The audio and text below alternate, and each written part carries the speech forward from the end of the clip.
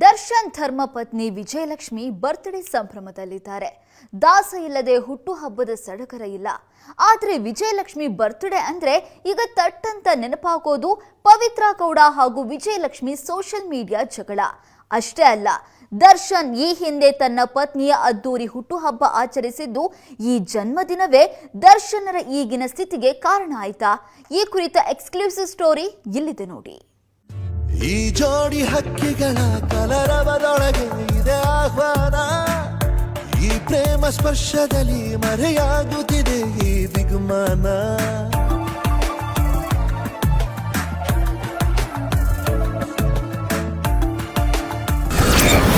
ಹುಟ್ಟುಹಬ್ಬದ ಸಂಭ್ರಮದಲ್ಲಿ ವಿಜಯಲಕ್ಷ್ಮಿ ದರ್ಶನ್.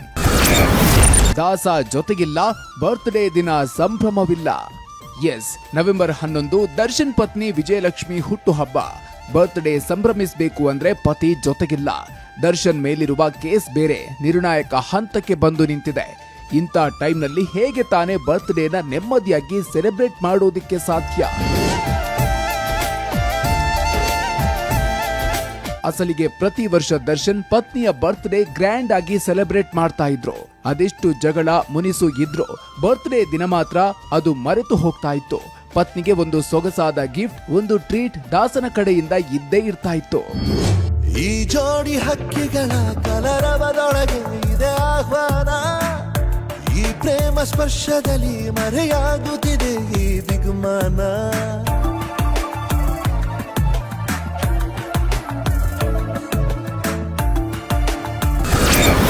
ದುಬೈನಲ್ಲಿ ದರ್ಶನ್ ವಿಜಯಲಕ್ಷ್ಮಿ ಸೆಲೆಬ್ರೇಷನ್. ಅಲ್ಲಿಂದಲೇ ಶುರುವಾಯಿತು ಪವಿತ್ರ ವಾರ್. 2023ರಲ್ಲಿ ತಮ್ಮ ಮದುವೆ ವಾರ್ಷಿಕೋತ್ಸವಕ್ಕೆ ಪತ್ನಿಯನ್ನ ದುಬೈಗೆ ಕರೆದುಕೊಂಡು ಹೋಗಿದ್ರು ದರ್ಶನ್.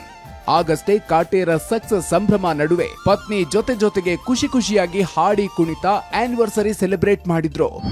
ನಿನ್ನಾಣೆ ನಿನ್ನಾಣೆ ಪ್ರೀತಿ ದೇವತೆ ನಿನ್ನಾಣೆ, ನೀನೆಲ್ದೆ ನಾನೆಲ್ಲ ದೇವರಾಣೆ. ಅಲ್ಲಿನ ಸೆಲೆಬ್ರೇಷನ್ ಫೋಟೋಗಳನ್ನ ವಿಜಯಲಕ್ಷ್ಮಿ ಸೋಷಿಯಲ್ ಮೀಡಿಯಾದಲ್ಲಿ ಪೋಸ್ಟ್ ಮಾಡಿ ಖುಷಿ ಹಂಚಿಕೊಂಡಿದ್ರು. ಆದ್ರೆ ಇದಕ್ಕೆ ಕೌಂಟರ್ ಕೊಡುವಂತೆ ಪವಿತ್ರ ಕೂಡ ತಾನು ದರ್ಶನ್ ಜೊತೆಗಿರುವ ಫೋಟೋ ಪೋಸ್ಟ್ ಮಾಡಿದ್ಲು. ತಮ್ಮ ಸಂಬಂಧಕ್ಕೆ ದಶಕ ತುಂಬಿದೆ ಅಂತ ಸೋಷಿಯಲ್ ಮೀಡಿಯಾ ಪೋಸ್ಟ್ ಹಾಕಿದ್ಲು. ಮಳೆ ಬೆಲ್ಲು ಒಂದು ಮಳೆ ಮೋಡ ಹೇಗೋ ಜೊತೆಯಾಗಿ ತುಂಬಾ ಸೊಗಸಾಗಿ ಏನೋ ಮಾತಾಡಿವೆ, ಭಾವನೆ ಬಾಕಿ ಇದೆ. ತೇಲಿ ನೂರಾರು ಮೈಲಿಯೂ ಸೇರಲು ಸನಿಹ. ಇದೇ ವಿಚಾರವಾಗಿ ವಿಜಯಲಕ್ಷ್ಮಿ ಮತ್ತು ಪವಿತ್ರ ನಡುವೆ ವಾರ್ ನಡೆದಿತ್ತು. ಇಬ್ಬರ ಗಲಾಟೆ ತಾರಕಕ್ಕೆ ಏರಿತ್ತು.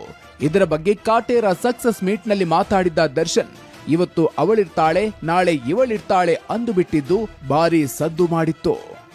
ನಾನೆಲ್ಲ ಬದಿಗಿಡ್ತೀನಿ. ನನಗೆ ನನ್ನ ಸೆಲೆಬ್ರಿಟಿಗಳು ಮುಖ್ಯ, ನನಗೆ ಕೆಲಸ ಮುಖ್ಯ. ಅದು ಬಿಟ್ಟು ಯಾರೇ ಆಗ್ಲಿ ಏನೇ ಆಗ್ಲಿ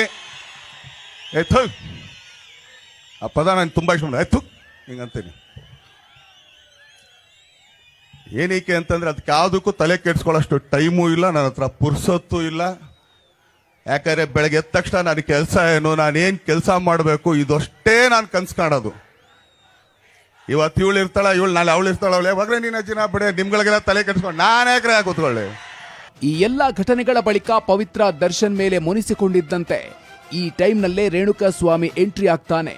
ಮುನಿಸಿಕೊಂಡ ಪವಿತ್ರನ ರಮಿಸೋಕೆ ರೇಣುಕಾ ಕಿಡ್ನಾಪ್ ನಡೀತಾ ಹೌದು ಅಂತ ಇವೆ ತನಿಖೆಯಲ್ಲಿ ಬಯಲಾದ ಸಂಗತಿಗಳು.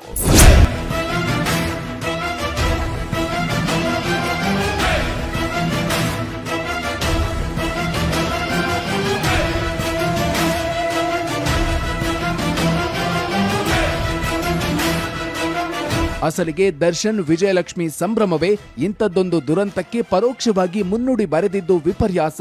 ಈ ನಡುವೆ ಪತಿ ಇಲ್ಲದೆ ನೋವಲ್ಲೇ ಬರ್ತ್ಡೇ ಆಚರಿಸಿದ್ದಾರೆ ವಿಜಯಲಕ್ಷ್ಮಿ. ಈ ಜೋಡಿ ಹಕ್ಕಿಗಳ ಕಲರವದೊಳಗೆ ಇದೆ ಆಹ್ವಾನ. ಈ ಪ್ರೇಮ ಸ್ಪರ್ಶದಲ್ಲಿ ಮರೆಯಾಗುತ್ತಿದೆ ಈ ದಿಗ್ಮಾನ.